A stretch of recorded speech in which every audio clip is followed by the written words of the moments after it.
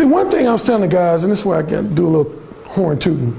One thing women have told me for years, they say, Alan, when you talk dirty, you have a way of talking that conjures up visuals.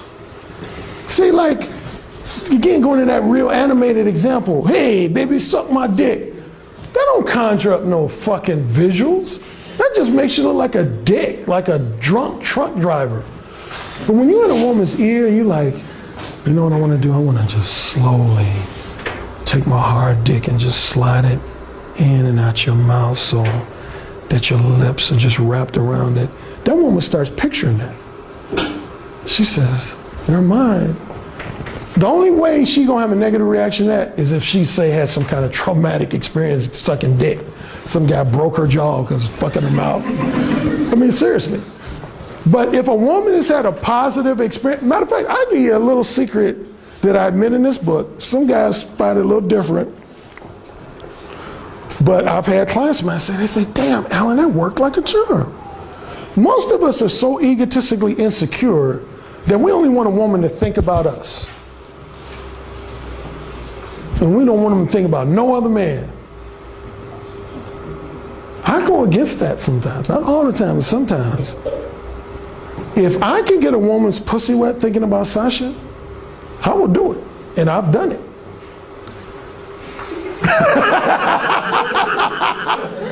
No, really. Like, let's say I meet a woman and she's, you know, because see, if I haven't fucked her, yeah, I could get her turned on, but she doesn't have a reference point. Now, once you fucked a woman, at least once she has a reference point.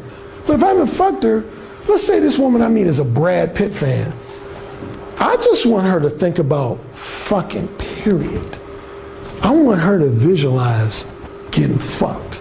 It don't necessarily have to be with me, so I might say to that woman, I might say, so I see all these posters in your apartment. You love Brad Pitt, don't you? She say, yeah, Brad Pitt, God, he's so fucking hot. I say, is he? You just love him, don't you? Oh shit, I love him. I bet you love to suck his dick on you. Hell, man. Good. No, really. I bet you just love to have Brad Pitt just take his dick and just put it in your mouth and sure enough, they'll say, yeah, I love him. I say it again. Say, I love to have Brad's dick in my mouth. I love to have Brad's dick in my mouth. Now I got them thinking about sucking dick now. I ain't got them talking about sucking my dick yet. But who's in the room with him, me or Brad?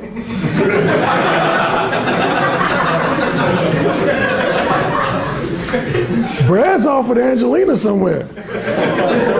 Now I'm flattering him by she talking about how bad she want to suck his dick, but just her thinking about it, her pussy is starting to get wet, and I'll move closer to her and I'll start playing with her pussy. I said, oh shit, I bet you love it if Brad just bent you over and fucking pulled your hair.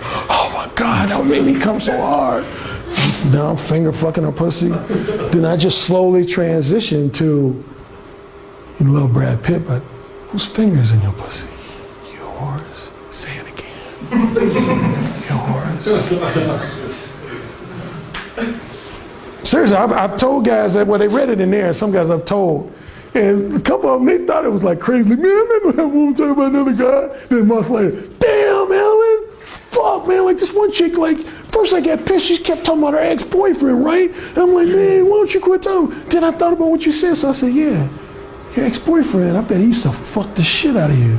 And he said, the girl was like, well, yeah, he's a jerk, but yeah, he used to fuck me real good. He said, he was like, say it again. She's like, my ex-boyfriend used to fuck me real good. And he said, next thing you know, she started getting turned on. And then, but of course, once his dick was in her pussy, he was like, but whose dick is in your pussy? Yours. Question is answered.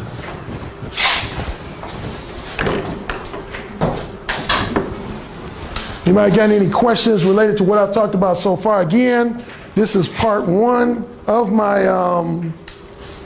presentation. I will be talking for roughly another hour and a half tomorrow night here on day 2. But anybody got any questions that stick out in their mind? Because if you don't, I'm going to just keep talking until my full 2 hours is up. Okay. Does it make sense to do some frame setting before? You say to her, for example, you say to her, let me ask you 3 things. Are you a spontaneous girl? Are you adventurous? And do you like it when the man is open, direct you? So she will say yes to all the 3 questions, yeah. And then when you come up with your things, it's more likely that she will... I will say, I will give you an 80 to 90% yes and a small no. Here's why. The only thing I tell guys not to do, and I've seen a lot of guys do this, they use what I call a buffer.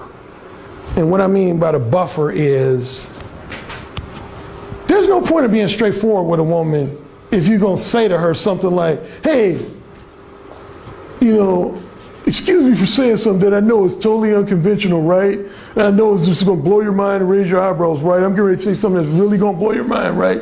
But here it is. You know, I want to put my dick in your mouth.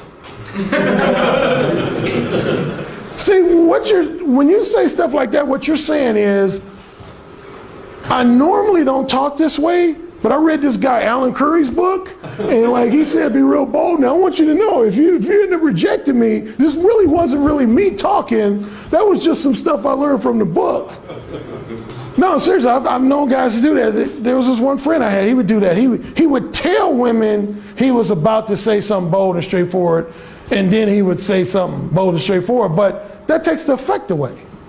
So that's the only part of me that says if it represents a buffer. Now, as far as what I call qualifying, I qualify when I ask questions a lot of times.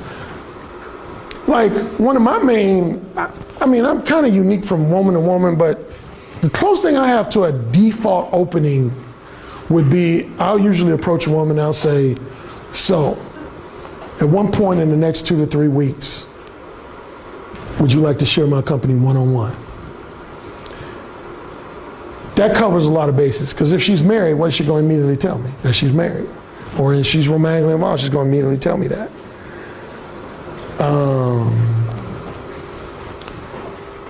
So, and some guys ask me specifically, they say, well, Alan, why don't you ever say to a woman, like, you know, so why don't you hook up with me like in the next couple hours?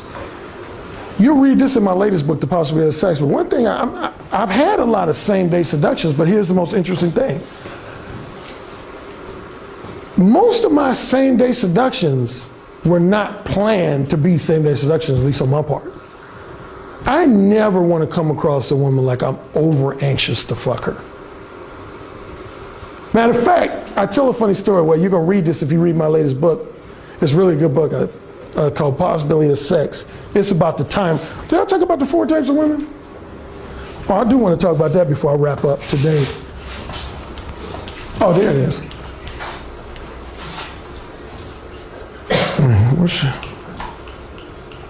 I say every woman you interact with is going to fall into one of these 4 categories.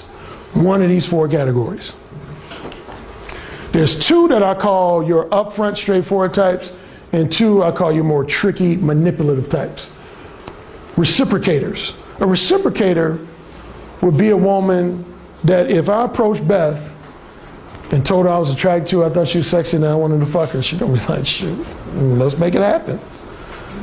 She ain't gonna give me no resistance, she ain't gonna give me no criticisms, none of that. She knows she's attracted to you and she's down. Rejectors. Those are women, you approach them, you let them know you want to connect with them, they're just going to straightforwardly tell you, no, I'm not interested. And see, here's the problem. This gets into the whole direct versus indirect argument. I know there's a lot of indirect guys want you to avoid these. They think these are the worst women in the world, is the rejectors. That if you get rejected, that means you did something wrong. I'm one of the few that say, no, you didn't. You know, I hear guys say, hey man, Alan, you know, I was at the club and I used more one on like 10 women and it didn't work. I said, what do you mean it didn't work? Well, I mean, I didn't go home, I didn't fuck any of the women. I said, did you tell them straightforwardly that you wanted to fuck them? Yeah. Okay. Man, like, but I mean, it resulted in them giving me the pussy. I said, do you think every woman you approach is going to open their legs for you and give you the pussy? Do you really think that? Matter of fact, in my book, which a lot of my readers give me credit for, most guys, when they write books, they give you hype, like subtitles like, you can seduce any woman you want. I tell guys in my introduction section, I say, when you start being on one, you're going to be harshly criticized more than you ever have in your life, and you're probably going to be rejected more quickly than you ever have in your life. I'll let you know that up front.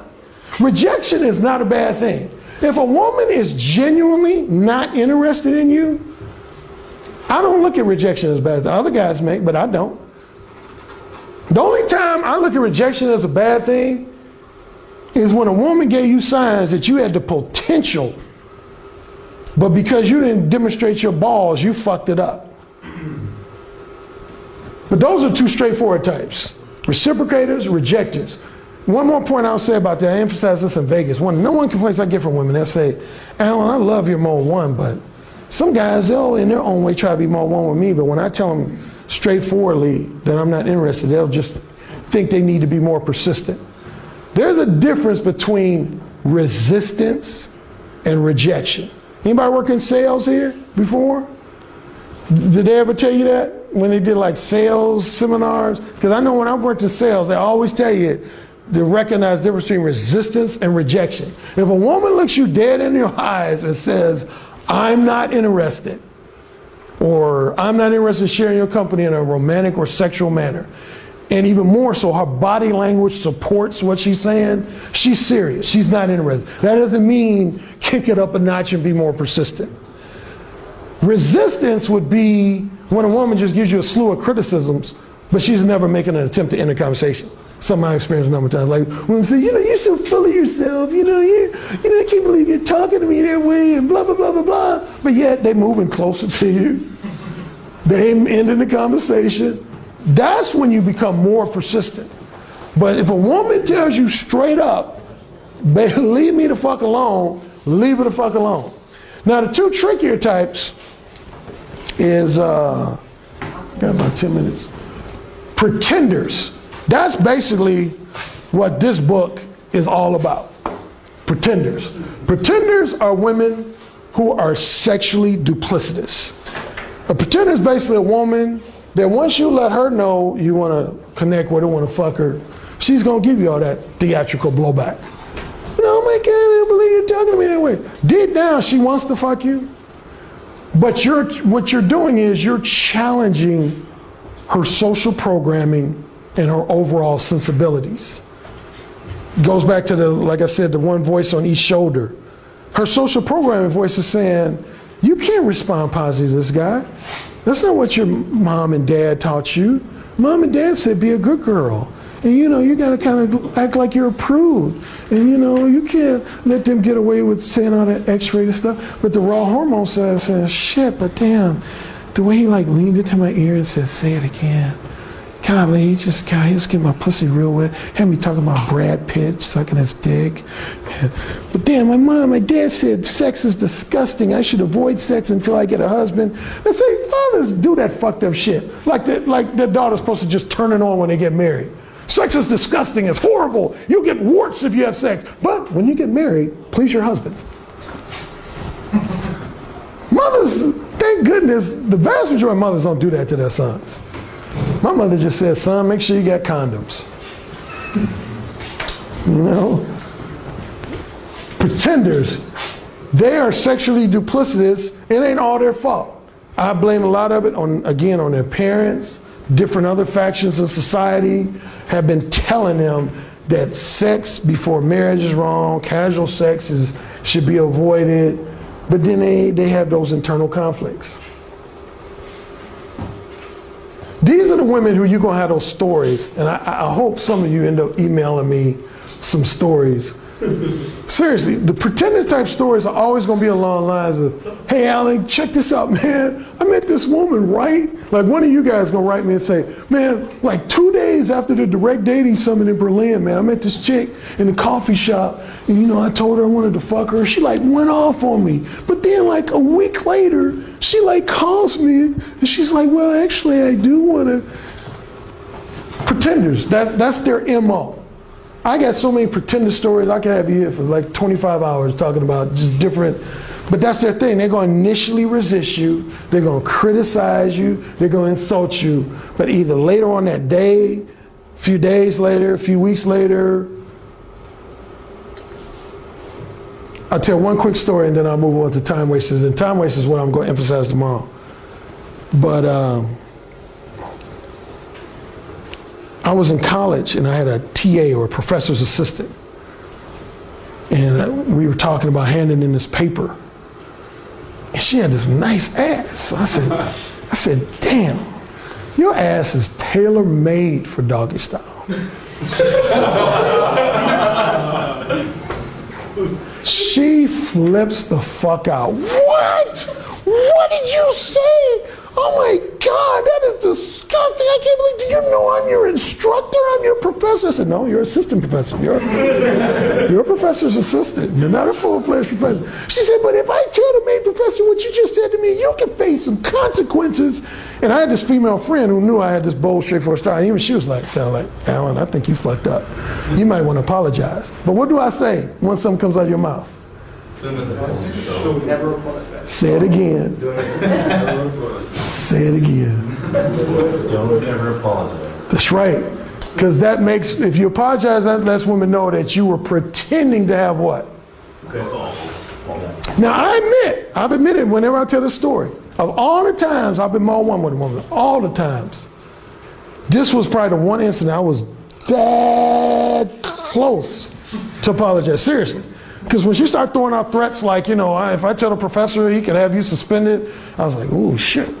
Maybe I do in this one instance say, okay, I didn't mean to be so X-rated with you. But my convictions were just too strong. I said, fuck it, no, I ain't apologize. And my female friend class, she was like mad. She was like, Alan, I can't believe you didn't apologize to her. Well, it turns out I'm glad I didn't. Classic pretend. This woman I wish she was on video. I mean, she went the fuck off on me. A week and a half later, this woman calls me, and I didn't even give her my number. But most college campuses have a student directory. She looked my number up in the student directory. And she says, hey there. And at first I didn't recognize the voice because I don't mean to date myself, but this was before call ID, so I didn't know who the fuck this was. I said, okay, who's this? And when she told me, man, I was floored. She said, yeah, me and my two girlfriends, we're sitting here, we're sipping wine. And guess who was the subject of conversation? I was telling them, I said, what would give him the audacity to say something like that to me? So she started talking about, first she was small talking me, then she starts talking about inviting me over her place. Now, of course, she says, now I want you to come over my place, but nothing's going to happen. I said, then I'm not coming over. She said, are you serious? I said, if I come over, my dick is going in somebody's mouth. Real talk. I told her that. I said, if I come over, my dick's going in somebody's mouth. She said, you're so full of yourself. I said, that's why you sipping wine and talking about me. So sure enough, she said, okay, well, I'm not going to close, these were her words. She said, I'm not going to close the door on anything. We'll just see how the night unfolds. I said, well, you know where I stand. Anyway, I go over there, talk first with her and her two girlfriends.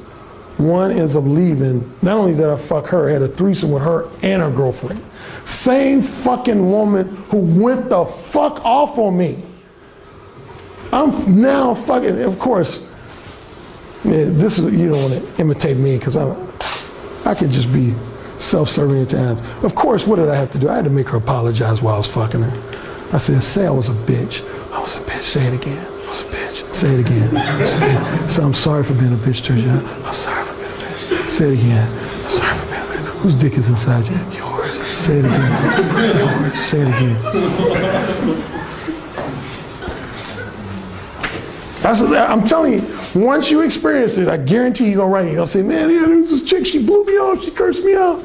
Now, some men on message boards, I'm going to different message boards, some guys say, Alan, you're always talking about how manipulative women are. And sometimes I think you hate women and you despise them. I say, I love women. I love everything about them.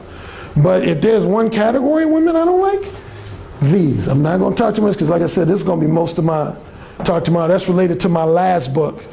I don't have that in paperback form now just yet, but if you go on Amazon, it's called The Possibility of Sex. How naive and lustful men are manipulated regularly. In a nutshell, time wasters are kind of just the opposite of a pretender. Same way a pretender wants to fuck you, but they're going to try to give you the impression for so many hours, so many days, so many weeks that they don't. Time waster is similar to basically a cot tease. They'll give you the misleading impression that they are interested in giving you some pussy at some lucky day in the future. But they ain't gonna give you shit. You know what's so funny about these 4 categories? Almost every woman that I've told about these 4 categories before I explain, they say, Alan, you men in your categories, I know I'm gonna disagree with at least 2 of these categories before you even start describing. Then after I describe each of them, they're like, damn. They're like, I fall into all 4 of those categories. Like these 2 women in Vegas, for example, they told me this was their reasons for falling into each one. They said, Alan, okay, this one woman, her name was Janet. She said, I'm a reciprocator when I meet a guy who expresses interests that are simply on the same page as mine. If like he wants a long-term relationship, I want a long-term relationship, or he wants a weekend fling, I want a weekend fling. She said, that's when I'm gonna be a reciprocator. She said, rejector, that's when not only am I not interested in a guy romantically or sexually, but I don't even want to be like platonic friends with him. I'll be just a rejector. She said, pretender is when I'm interested in a guy, but we're not on the same page. She said, for example, I want long term, but he wants short term, or I want monogamous, he wants non-monogamous. She said, I'll usually spend a few days, a few weeks pretending like I don't want to fuck him, but inevitably I end up giving him the pussy. And she said, time waster, and a lot of women have echoed her description of this. She said, when I'm a time waster is when a guy is very flattering, very entertaining. Remember those adjectives from Mode 2? She said when a guy is flattering, when he's entertaining, when he's financially generous, I'll give him the impression, I won't tell him I will fuck him, but I won't specifically tell him that I'm not going to give him any pussy. I'll just keep things very vague and ambiguous, keep him guessing, hoping for that lucky day. But the reality is, 99.999% of the time, that lucky day never comes. She just wants to be flattered, she wants to be entertained, she wants you to spend some cash on her, she ain't trying to give you no pussy. The only woman I've ever had disagree with these 4 categories, some of you might be familiar with this woman, she's one of the few female dating coaches in the industry, Kezia Noble. I interviewed her on my radio show, and she said, Alan, there's no such thing as a time waster. I said, yes, there is. Oh, there's my butt. That means I got just 5 minutes.